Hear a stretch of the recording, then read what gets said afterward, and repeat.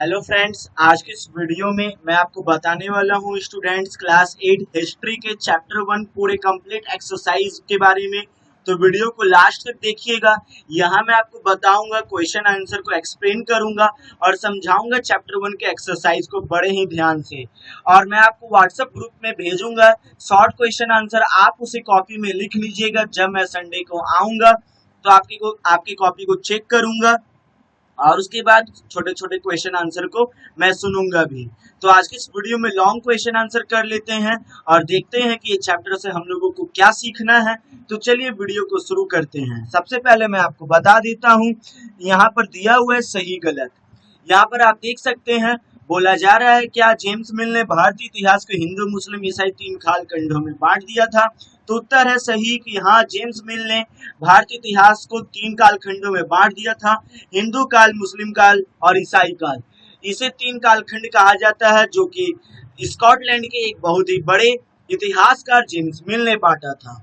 इसके अलावा क्या दूसरा सवाल है, सरकारी दस्तावेजों से हमें ये समझने में मदद मिलती है कि आम लोग क्या सोचते हैं।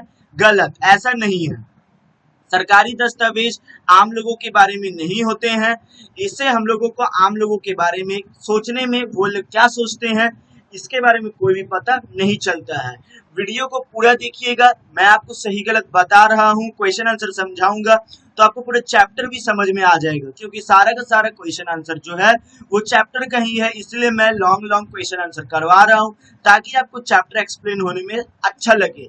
क्योंकि आपको मालूम है इस बार क्लास 8 के जैक बोर्ड में लॉन्ग क्वेश्चन आंसर नहीं आएंगे, बल्कि टिक लगाने वाले आएंगे। तो इसीलिए चैप्टर एक्सप्लेन करने के लिए मैं आपको लॉन्ग क्वेश्चन आंसर करवा रहा हूँ। लेकिन व्हाट्सएप में मैं आपको शॉर्ट क्वेश्चन आंसर भी भेज दूंगा, आप उसे कॉपी में जरूर लिख लीजिएगा और उसे याद कर लीजिएगा।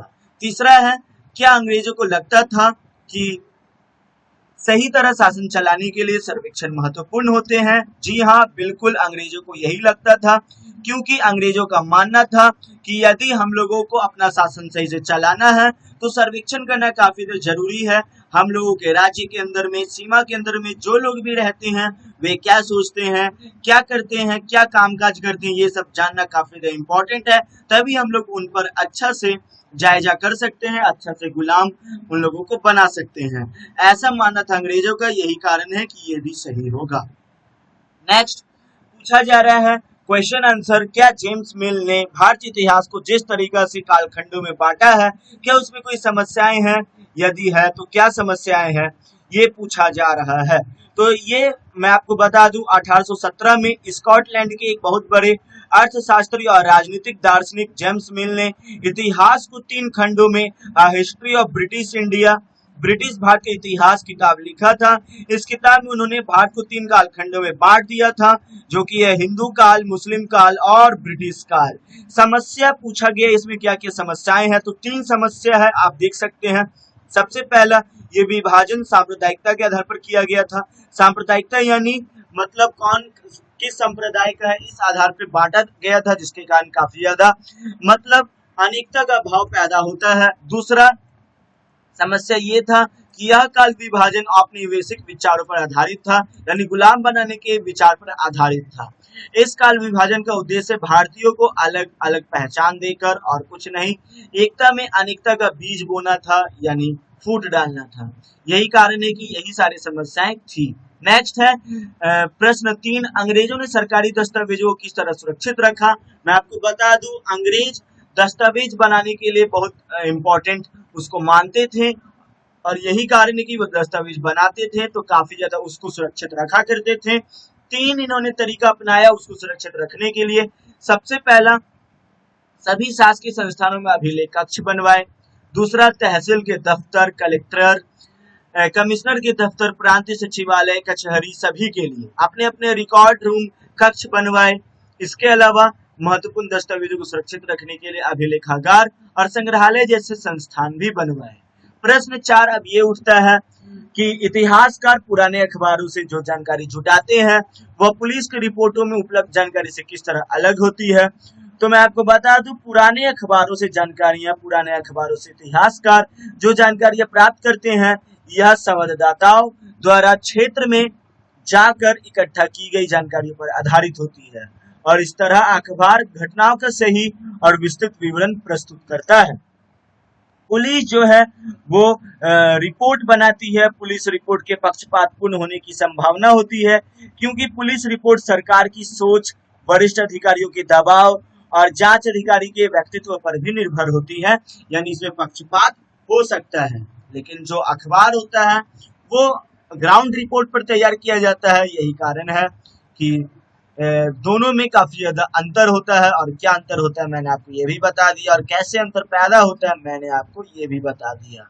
अब आते हैं आखिरी क्वेश्चन, 5वां नंबर, वो ये है कि क्या आप आज की दुनिया की कुछ सर्वेक्षण का उदाहरण दे सकते हैं?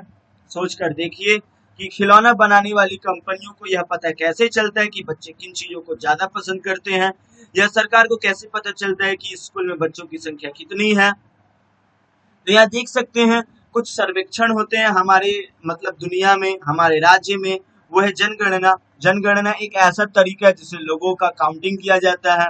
चुनाव से पहले सर्वेक्षण किए जाते हैं। वनों का क्षेत्रफल जानने के लिए सर्वे किए जाते हैं। नए तेल और गैस क्षेत्र का पता लगाने के लिए सर्वेक्षण किए जाते हैं। अब बात रहा खिलौने वाले कंपनियों को कैसे पता चलता है, वो भी सर्वेक्षण ही करवाते हैं खिलौने वाली कंपनियां, जिससे पता लगता है कि बच्चों को कौन से खिलौने काफी ज्यादा पसंद है। बात रहा स्कूल में बच्चों की संख्या किस तरीके से पता होता है, तो सरकार, स्कूल और प्रशासनिक अधिकारियों की रिपोर्ट के सर्वे के आधार पर स्कूलों में बच्चों की संख्या का पता लगता है। आखिरी है इतिहासकारों के लिए सर्वेक्षणों का क्या महत्व है। इतिहासकार सर्वेक्षणों से विभिन्न जानकारी इकट्ठा कर सकते हैं और समाज में आ रहे बदलावों के विषय में लिख सकते हैं। तो आज के इस वीडियो में मैंने आपको बताया 5 क्वेश्चन आंसर के बारे में। आप इन सारे क्वेश्चन आंसर को अपनी कॉपी में जरूर लिखिएगा, क्योंकि मैं जब आऊंगा तो आपसे इन सारे क्वेश्चन आंसर को पूछूंगा।